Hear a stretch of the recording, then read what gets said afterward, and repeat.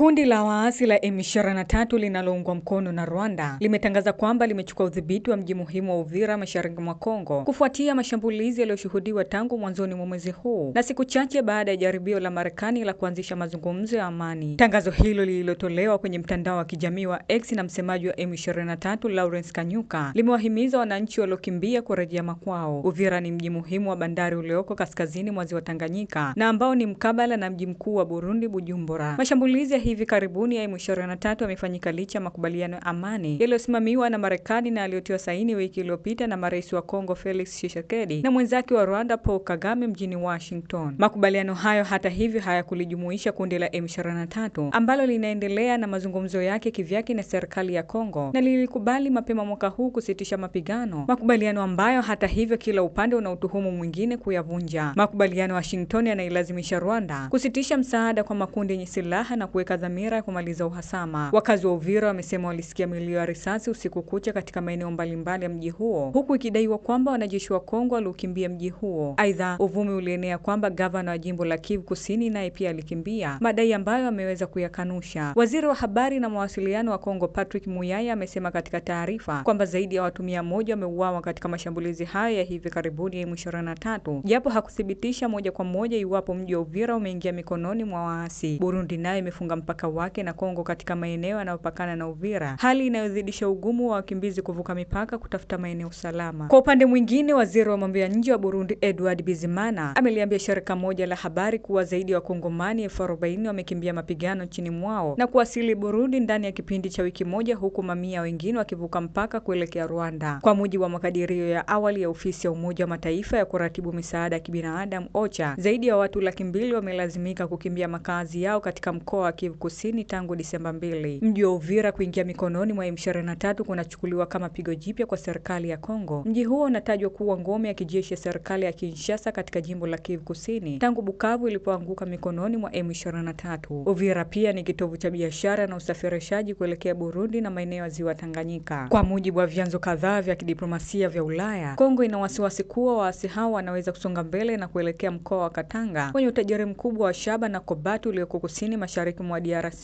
kitovu cha uchimbaji madini ambacho ni tegemeo kubwa la uchumi wa taifa hilo.